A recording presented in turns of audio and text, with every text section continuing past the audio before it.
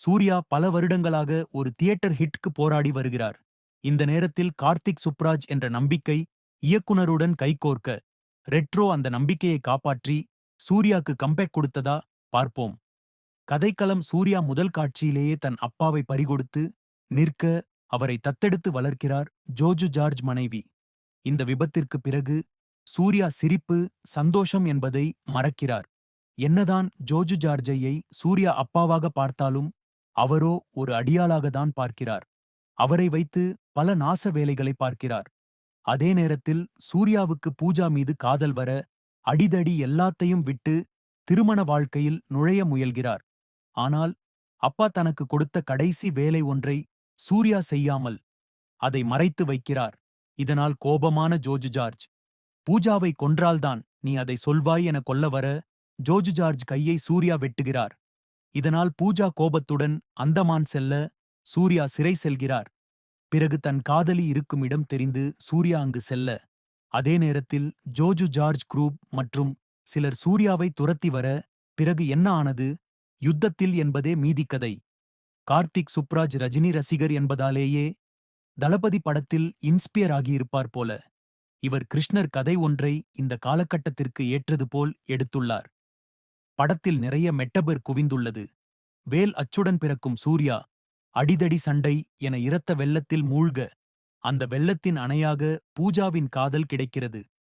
அந்த காதல் அவரை எங்கு கொண்டு செல்கிறது என்பதை லவ், நகைப்பு, யுத்தம், கல்ட், தீவொன், தம்மம் என்ற 6 பாகமாக காட்டியுள்ளனர்.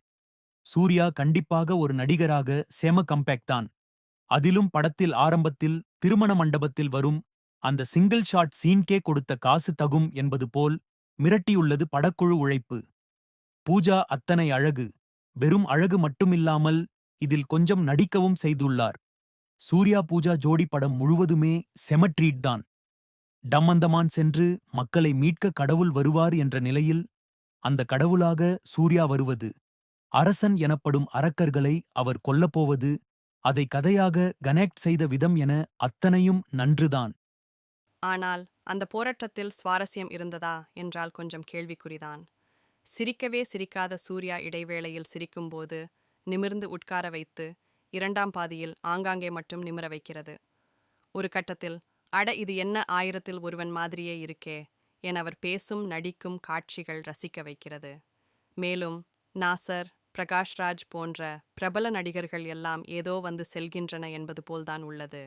ஜெய்ராம் சிரிப்பு டாக்டராக கொஞ்சம் ஸ்கோர் செய்கிறார். கருணாகரன் எல்லாம் ஏதோ கார்த்திக் சுப்ராஜ் கம்பெனி ஆர்டிஸ்ட் என்பதால் பிரேமில் வெறுமென நிற்க வைத்துள்ளனர். டம், காதல், சண்டை, யுத்தம் இதை நோக்கியே சென்றிருந்தால் கூட சுவாரஸ்யம் இருந்திருக்கும் போல என்று தோன்றுகிறது. டெக்னிக்கலாக படம் மிக வலுவாக உள்ளது. ஒளிப்பதிவு அந்தமான் அதோட அந்த சண்டைக்களம் என காட்டிய விதம் சூப்பர்.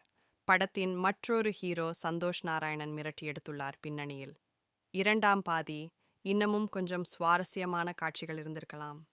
மொத்தத்தில் ரெட்ரோ ஒரு நடிகராக சூர்யாவிற்கு கம்பேக் என்றாலும் ஒரு முழுப்படமாக சூர்யா கார்த்திக் சுப்ராஜுக்கு கொஞ்சம் தடுமாற்றம்தான்.